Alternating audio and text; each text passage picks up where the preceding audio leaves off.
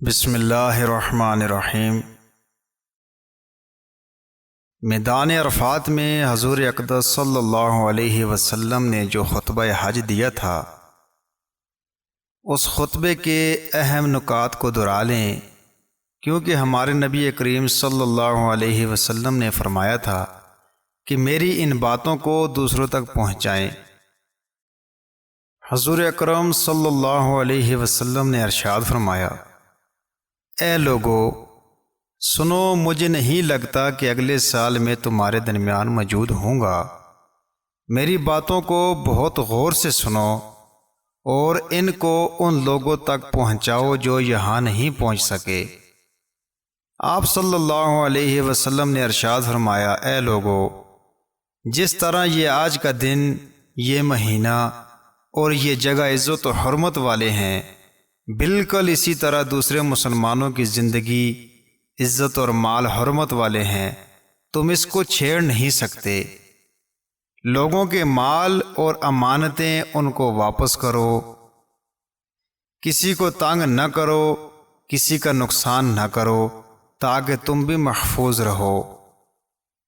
یاد رکھو تم نے اللہ سے ملنا ہے اور اللہ تعالیٰ تم سے تمہارے اعمال کی بابت سوال کرے گا۔ اللہ کریم نے سود کو ختم کر دیا، اس لیے آج سے سارا سود ختم کر دو، معاف کر دو۔ تم عورتوں پر حق رکھتے ہو اور وہ تم پر حق رکھتی ہیں۔ جب وہ اپنے حقوق پورے کر رہی ہیں تم ان کی ساری ذمہ داریاں پوری کرو۔ عورتوں کے بارے میں نرمی کا رویہ قائم رکھو، کیونکہ وہ تمہاری شراکت دار، پارٹنر اور بے لوث خدمت گزار رہتی ہیں۔ کبھی زنا کے قریب بھی مت جانا۔ اور اے لوگو، میری بات غور سے سنو، صرف اللہ کی عبادت کرو، 5 فرض نمازیں پوری رکھو، رمضان کے روزے رکھو اور زکوٰۃ ادا کرتے رہو، اور اگر استطاعت ہو تو حج کرو۔ زبان کی بنیاد پر، رنگ نسل کی بنیاد پر تعصب میں مت پڑ جانا۔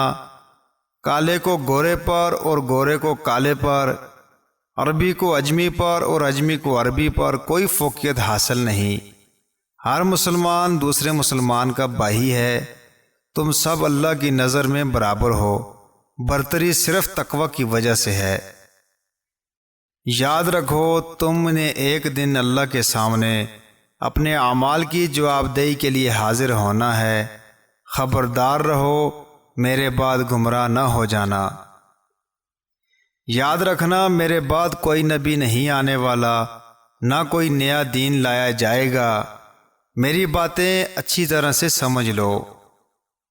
میں تمہارے لیے 2 چیزیں چھوڑ کے جا رہا ہوں، قرآن اور میری حدیث، میرے طریقے۔ اگر تم ان کی پیروی کرو گے تو کبھی گمراہ نہیں ہوگے۔ اے لوگو سنو، تم لوگ جو موجود ہو اس بات کو اگلے لوگوں تک پہنچانا، اور وہ پھر اگلے لوگوں تک پہنچائیں، اور یہ ممکن ہے کہ بعد والے میری بات کو پہلے والوں سے زیادہ بہتر سمجھیں اور عمل کر سکیں۔ پھر آپ صلی اللہ علیہ وسلم نے آسمان کی طرف چہرہ مبارک اٹھایا اور کہا، اے اللہ تو گواہ رہنا، میں نے تیرا پیغام تیرے لوگوں تک پہنچا دیا۔ اللہ تعالی ہمیں ان لوگوں میں شامل کرے جو اس پیغام کو سنیں، پڑھیں اور اس پر عمل کرنے والے بنیں اور اس کو آگے پھیلانے والے بن جائیں۔ اللہ تعالی ہم سب کو اس دنیا میں نبی رحمت صلی اللہ علیہ وسلم کی محبت اور سنت سے محبت کرنی عطا کرے، اور آخرت میں جنت الفردوس میں اپنے نبی کریم صلی اللہ علیہ وسلم کے ساتھ اکٹھا کرے۔ آمین یا رب العالمین۔